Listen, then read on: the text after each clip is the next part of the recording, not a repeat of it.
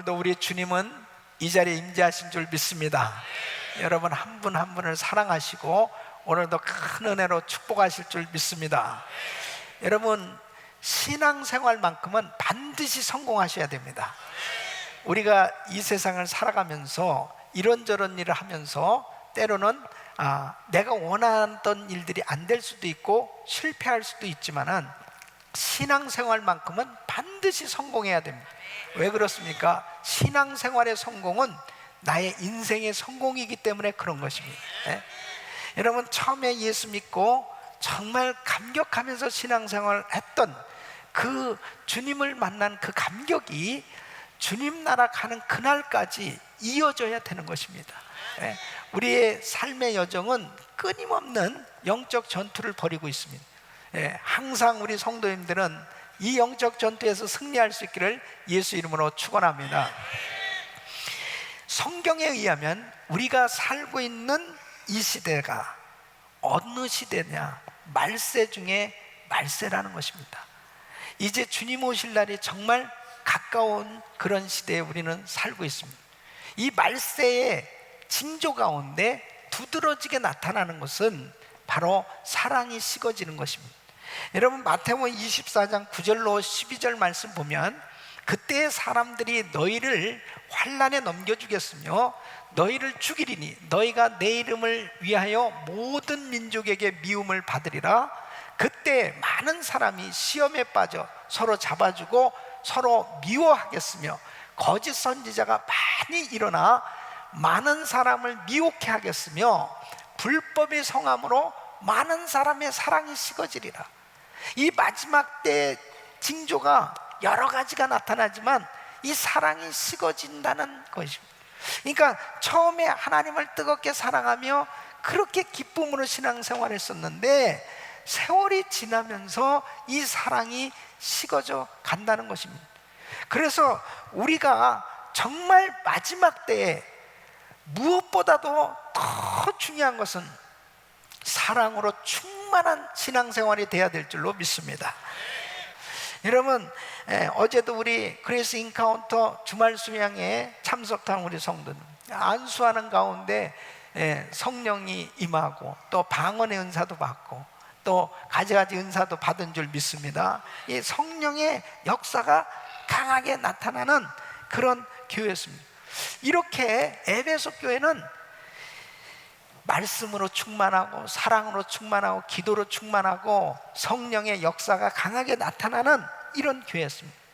또 오늘 특별히 2절로 3절에 보면은 에베소 교회에 칭찬할 만한 것들이 참 많이 있는데 2절에 보면 너희 수고와 인내를 그랬습니다. 수고와 인내가 있었어요. 또 악한 자들을 용납치 아니한 것, 이 거짓 교사들을 다 색출해냈습니다. 또 세 번째는 주님의 이름을 위하여 참고 그리고 게을르지 않았던 열심히 신앙생활을 했습니다. 네 번째는 이 니골라당의 행위를 미워했다고 했습니다. 이 진리를 깨닫고 나니까 율법은 다 필요가 없다. 그런데 잘못된 방종 또 이 음행에 빠지게 만드는 이런 이단들을 퇴치하는, 그러므로 인해서 이 교회는 영적 분별력이 있었고 그리고 교리가 아주 든든한 그런 교회였습니다. 그래서 주님이 뭐라고 하느냐면 내가 안다 그랬어요. 너희의 이런 좋은 신앙생활의 모습을 내가 다 안다는 것입니다. 그러니까 참 교회가 너무나 아름답게 세워졌어요. 그런데 4절에 보니까 뭐라고 그러니까 그러나 너를 책망할 것이 있나니 뭐예요? 처음 사랑을 버렸느니라. 그러니까 너무나 교회가 교리적으로나 영적으로나 참 모든 면에서 나무랄 데가 없이 갖춰졌는데 주님이 보실 때는 책망할 것이 있다는 거예요. 그 책망할 것이 뭐냐? 처음 사랑을 버렸다. 교회의 순수성을 지키려다가 기독교의 가장 핵심이 되는 이 사랑을 상실하게 했다. 사랑이 실종된 거예요. 그러니까 여러분 기독교에서 제일 중요한 것은 바로 첫째 계명은 이것이니 하나님을 사랑하고, 둘째는 이와 같으니 내 몸을, 내 이웃을 내 몸과 같이 사랑하라.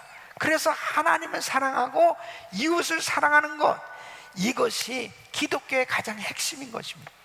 근데 이 사랑이 빠지면 아무것도 아니라는 거예요. 그래서 고린도전서 13장에 보면은 사랑이 없으면 아무것도 아니라는 거예요. 예. 그런데 이 에베소 교회에 문제가 생긴 게 뭐냐? 사랑이 실종된 거예요. 여러분, 사랑이 실종됐을 때 주님께서 뭐라고 말씀하면, 이거 빨리 돌이키지 않으면은 촛대를 옮기겠다까지 말씀하시는 거예요. 그러니까 상당히 심각한 말씀입니다. 자, 열심히 여러 가지로 열심히 신앙생활을 하고 있는데 사랑이 빠져버린 그런 신앙생활을 주님이 기뻐하시지 않는다는 거예요. 그러니까 촛대로 옮긴다는 말씀까지 하시는 거예요. 저는 오늘 이 말씀을 증거하면서 처음 사랑을 회복해야 돼요. 정말 우리 교회가 처음 사랑을 회복해야 되겠다. 우리 성도님들이 처음 사랑을 회복해야 됩니다. 처음 사랑을 회복하기 위해서 오늘 이 말씀이 증거되면서 저와 우리 성도님들이 자신의 신앙을 정확하게 진단해보고, 만일 내가 처음 사랑을 잃어버렸다면 속히 처음 사랑을 회복할 수 있기를 예수 이름으로 축원합니다. 첫째는 어디서 떨어진 것을 생각하라는 거죠. 어디서 떨어진 것을 생각해야 된다. 이것은 뭐야? 원인을 정확하게 진단하라는 말씀입니다. 과거와 현재의 차이를 계속 생각하고 회상하라는 것입니다. 처음에 우리가 예수 믿었을 때 그 신앙생활이 행복했어요. 천하를 얻은 것 같은 기쁨이 충만했어요. 사람들과의 관계 속에서 다 용서해주고 다 포용하고, 그리고 성도들과의 관계가 너무 아름다웠어요. 그리고 너무너무 기쁨이 충만한 신앙생활을 했어요. 그런데 어느 날 순간 나도 모르게 이제 기쁨이 사라지고 신앙생활 재미가 없어지고 사람이 싫어지고, 그리고 사람들만 보면 판단이 되고 상처를 받고 있다면 이것은 분명 사랑이 실종된 겁니다. 그러면 어디서부터 그렇게 됐어요? 다 이유가 있거든요. 어디서부터 그렇게 됐을까? 이 에베소 교회는 왜 처음 사랑을 잃어버렸을까? 에베소 교회는요, 첫째, 세상을 사랑했기 때문에. 세상을 사랑해요. 에베소 교회 세상 풍조의 영향을 받은 겁니다. 당시에 이 에베소는 그 지역이 정치, 경제, 문화, 무역 모든 면의 중심이 되는 그런 항구 도시였습니다. 그러니까 자유롭기도 하지만 방탕한 도시였습니다. 얼마든지 세속 문화에 물들기 쉬운 그런 도시였습니다. 그러니까 성도들이 처음에는 성령 충만해서 그런 모든 걸 이길 수가 있었어요. 다 구별됐어요.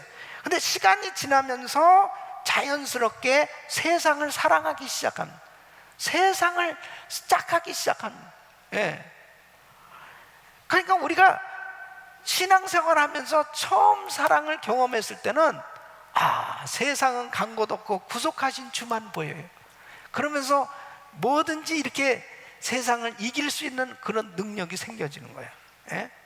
교회를 다니면서 사람들과의 부딪힘, 믿었던 사람들, 그 사람들에게 실망을 갖게 되었을 때 다툼이 벌어지고, 이럴 때 사소한 논쟁 때문에 또 그때부터 이제 교회가 싫어지는 거예요. 사람들 만나기가 또 싫어지는 거예요. 그러니까 이런 것들이 항상 장애물로 우리 앞에 놓여 있는데 이것을 넘기질 못하고 거기에서 딱 부딪히다 무슨 믿는 사람한테 사기를 당한다든지, 자 같이 막 교제하면서 너무 좋았는데 그 사람의 진짜 허물이 딱 보여지면서 실망한다든지, 또 목회자에게 실망을 한다든지. 그래서 저는 제가 참 조심스럽습니다.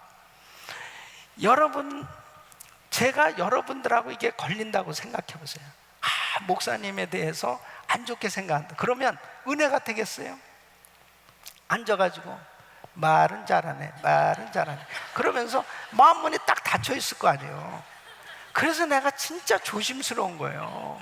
정말 조심스럽습니다. 얼마나 조심스러운. 나하고 절대 싸우면 안 돼. 왜냐하면 그걸 걸리면 은혜가 안 되니까. 다른 사람 다 은혜 받아도 그 사람은 은혜 못 받는 거예요. 그러니까 교회 와서 특히 지도자들과 부딪히거나 무슨 성도들과 이게 싸움이 벌어지거나 문제가 생기면 영락없이 어떤 사람을 미워하게 되는 그 순간부터 신앙은 곤두박질 칩니다. 은혜가 안 돼요. 은혜가 안 돼. 예. 어쨌든 이 에베소 교회는 처음 사랑을 잃어버린 것이 이런 환경적인 영향 또 교회 내에서의 이런 문제들로 인해 가지고 그들은 처음 사랑을 잃어버리게 되었습니다. 여러분, 정말 여러분들은 어디에서부터 이 처음 사랑을 잃어버렸는지 한번 생각해 보세요. 어디에서 잃어버렸을까? 반드시 그 원인이 있습니다. 그것을 오늘 찾고 다시 회복할 수 있기를 예수 이름으로 축원합니다. 두 번째는 회개해야 되는 것입니다. 오늘 이 5절 말씀 보면 어디서 떨어진 것을 생각하고 회개하여 그랬습니다. 이 회개는 단순한 반성이나 뉘침으로 그냥 끝나는 게 아니고 완전히 돌이켜서 원위치로 바로 주님이 기뻐하는 그 자리로 돌아서라는 거예요. 믿습니까? 돌아서야 됩니다. 맨날 생각은 내가 이러면 안 되는데 이렇게 살면 안 되는데 그렇게 그냥 후회만 하고 생각만 하고 있으면 안 되네요. 반드시 회개는 돌이키는 거예요. 하나님이 기뻐하는 자리로 완전히 돌아서는 겁니다. 그러니까 내가 지금 잘못된 습관 가운데 있다. 그것 때문에 지금 신앙생활 안 되잖아요. 그거는 아니잖아요. 그럼 과감하게 그걸 버리고 그리고 주님 앞에 돌아서야 회복되는 줄로 믿습니다. 주님은요 참 우리가 그렇게 회개하기를 원하세요. 우리가 우리 죄를 자백하면 저는 미쁘시고 그러서 우리 죄를 사하시고 우리를 모든 불의에서 깨끗게 하신다고. 언제든지 십자가 앞에 나가서 회개하기만 하면 하나님은 또 새로운 기회를 주시는 거예요. 여러분 요나서 3장 보세요. 이 니느웨 사람들이 정말 죄를 많이 지었습니다. 하나님께서 이제 니느웨를 멸망시키기로 작정합니다. 요나를 보내서 이제 니느웨가 40일이 지나면 무너질 것이다, 멸망당할 것이다, 이걸 증거하라고 그랬습니다. 니느웨 사람들이요 40일이 지나면 이 성이 무너진다, 회개하라. 그랬을 때 너무나 놀라운 것은 이 사람들이 받아들이는 거예요. 이 왕이 받아들이는 겁니다. 그래서 왕이 금식하면서 모든 백성들에게 금식을 선포하는데 동물까지 금식하는 거예요. 동물까지. 온통 나라가 다 금식하는 분위기로 바뀌어집니다. 하나님께서 어떻게 했습니까? 그래도 심판했어요? 하나님께서 심판을 거두셨어요. 하나님의 본심은 심판이 아니고 사랑인 줄로 믿습니다. 하나님 기다리고 계세요. 기다리고 계세요. 회개해야 됩니다. 회개해야 삽니다. 회개하지 않으면은 자기가 잘못하는 것도 몰라요. 회개하지 않으면은 근본적인 변화가 일어나지 않아요. 이 토니 캄폴로 박사가 95세 이상 된 사람을 대상으로 앙케이트 조사를 했습니다. 여러분 95세면은 정말 나이가 많은 분들이잖아요. 이제 돌아가실 날이 정말 가까운 분들이 50명을 대상으로 조사를 했는데 뭐라고 질문했냐면 만일 여러분에게 또다시 삶의 기회가 주어진다면 어떻게 살겠습니까? 그때 첫 번째 가장 많은 대답이 뭐냐? 날마다 반성하며 살겠다. 이건 뭐예요? 지난 날이 참 후회가 되는 잘못된 일들이 참 많이 있었음을 그것은 고백하는 겁니다. 두 번째는 용기 있게 살겠다. 눈앞에 이득 때문에 지난날 너무나 비굴하게 살았던 것이 참 많이 있었다는 거죠. 세 번째는 죽은 후에도 무엇인가 남는 삶을 살겠다. 그러니까 지나놓고 나서 보니까 무의미한 삶이 너무나 되어졌다는 거죠. 예? 여러분 어떻습니까? 다시 우리에게 새로운 삶이 주어진다면 어떻게 살겠습니까? 이렇게 후회함이 없는 삶이 되려면 날마다 회개하는 거예요. 날마다.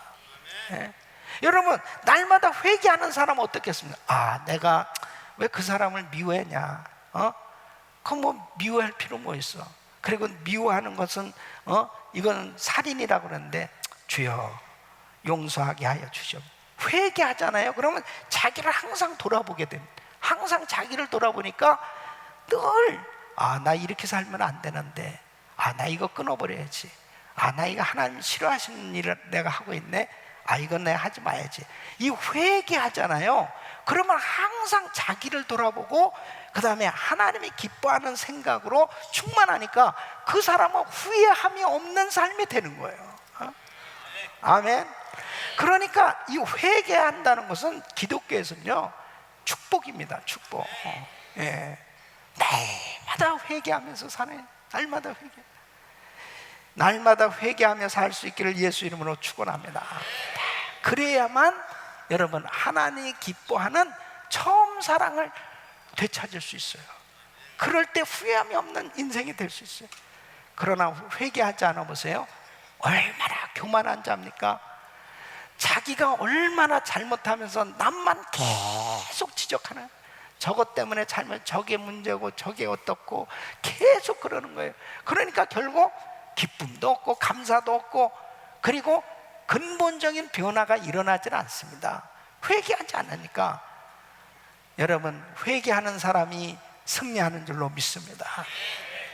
세 번째는 처음 행위를 가져야 한다는 것입니다. 처음 행위를 가지라 그랬습니다. 예?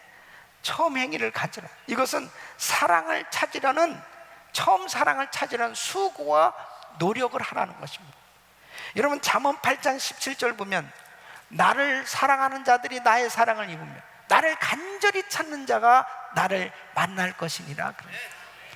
바로 하나님 앞에 간절히 주님, 내가 처음 주님을 만났을 때 그 감격과 그 기쁨이 다시 회복되기 원합니다.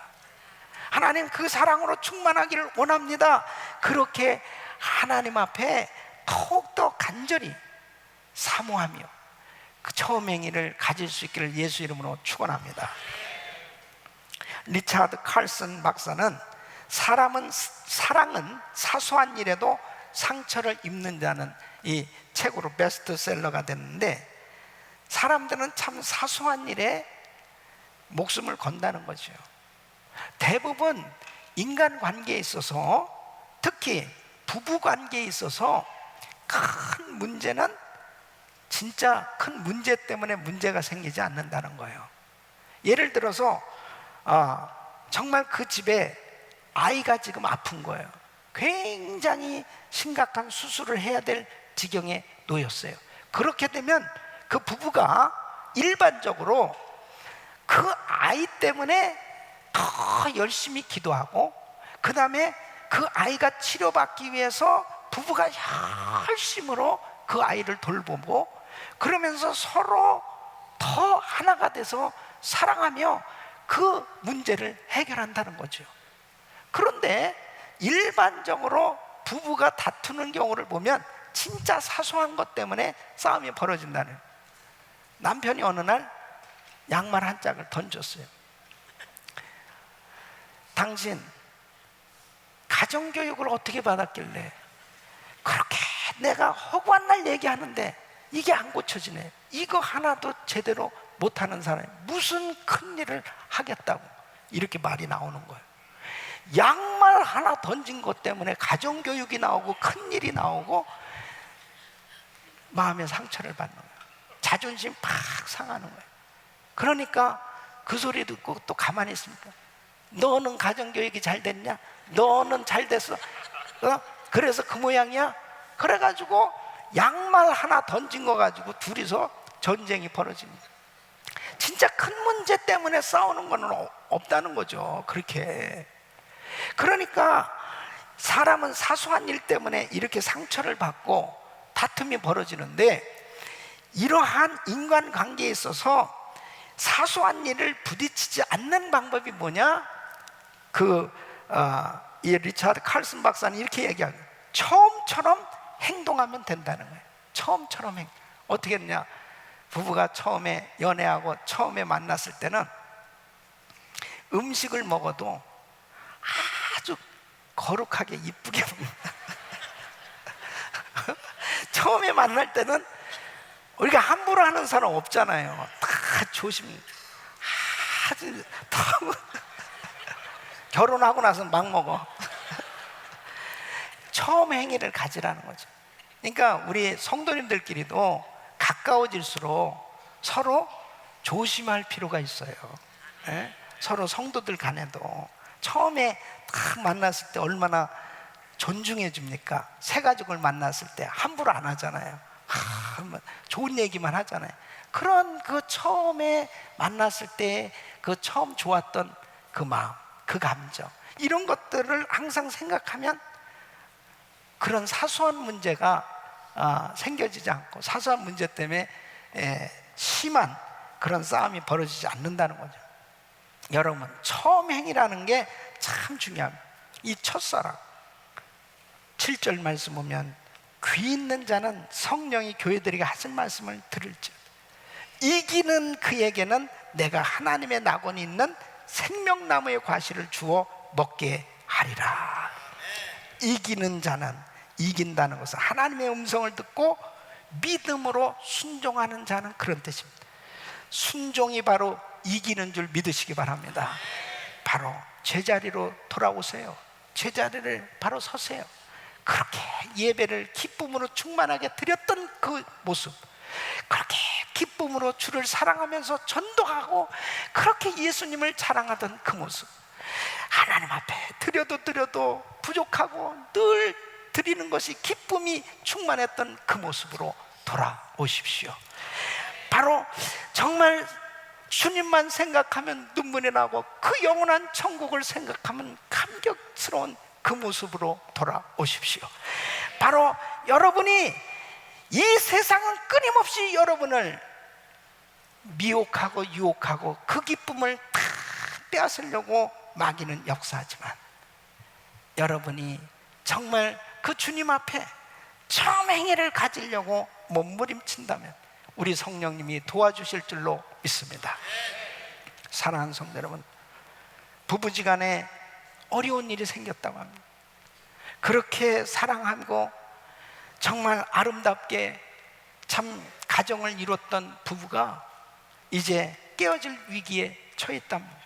왜냐하면 그 하나밖에 없는 아들이 병들어 죽게 되었는데, 그 부인의 생각에는 이 남편이 좀 정말 능력이 좀 있어가지고 좀 많은 재정이 좀 넉넉했으면 더 좋은 병원, 더 세계적인 의사한테 찾아가서 이 아들 수술시켰으면 낫었을 텐데, 막 섭섭한. 또 남편은 부인을 볼 때 좀 애 좀 잘 좀 이렇게 케어해줬었으면 이런 병에 걸리지 않은 부인에 대해서 너무 섭섭한. 그래서 둘이 해주려고 생각을 했답니다. 근데 짐을 주섬주섬 싸는데 위에서 뭐가 뚝 떨어지는데 사진첩이 하나 떨어집니다. 그 사진첩을 우연히 열어서 보는데, 둘이 연애하던 시절, 그리고 애를 처음 가졌다고 기뻐하는 모습, 돌을 맞이했을 때 그 예배드리던 모습, 그 같이 막 즐거워했던, 전부 즐겁고 기쁘고 좋았던 사진들만 쭉 보는 순간에 눈물이 쭉 흐르더랍니다. 그러면서 둘이 그냥 저절로 저절로. 예. 서로 누가 얘기하기도 전에 저절로 손을 잡게 됐답니다. 그 좋았던 시절로 돌아가잖아요. 여러분, 그래서 추억 여행이 필요한 거예요.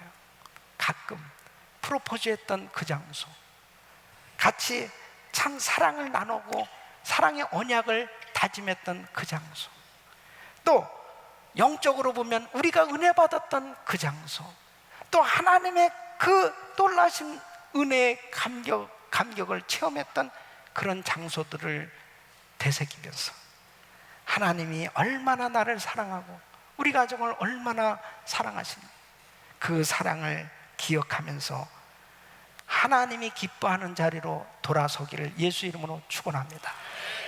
우리 사랑하는 성도님, 우리 교회는 에베소 교회 같이 되면 안 됩니다. 선교도 많이 하고 봉사도 많이 하고 기도도 많이 하고 열심히 신앙생활도 많이 하는, 성도들끼리 싸우고 다투고 서로 미워하고 서로 판단하고 서로 나눠지고 만일 그런 일이 생긴다면 하나님 기뻐하시겠어요? 선교지에 가서도 그렇게 은혜 충만해서 선교지에 가서는 처음 사랑 다 잃어버리고 부부들이 대판 싸우고, 그리고 겉으로는 성령 충만한 선교사 모습인데 속은 온통 다 썩어 문드러진 그런 모습으로 그렇게 신앙생활한 사람들도 있어요. 선교사님들만 그렇습니까? 목회자 가정들은 어떻습니까? 장로님들 가정은 어떻습니까? 우리 집사님들 가정은 어떻습니까? 건강하십니까? 겉으로는 다 은혜 충만한 그런 모습인데 속으로 들여다보면 서로 불편한 관계를 가지고 있다면 그건 하나님이 기뻐하시지 않는 거예요. 돌이키시기를 바랍니다. 주님은 처음 사랑을 가지라는 거예요. 주님을 만날 때 그 감격, 그 기쁨으로 충만해서 하나님을 섬길 때 우리 주님께서 기뻐하셔서 이기는 자에게는 생명나무의 열매를, 하나님의 낙원에 있는 생명나무의 열매를 먹게 하리라. 에덴 동산에서 아담과 하와에게는 먹지 못하겠어요. 그런데 이기는 자에게는 이제 생명나무의 실과를 주어서 바로 영생을 누리도록 축복해 주겠다고 말씀하셨습니다. 이런 은혜가 여러분 모두에게 임하기를 예수 이름으로 축원합니다.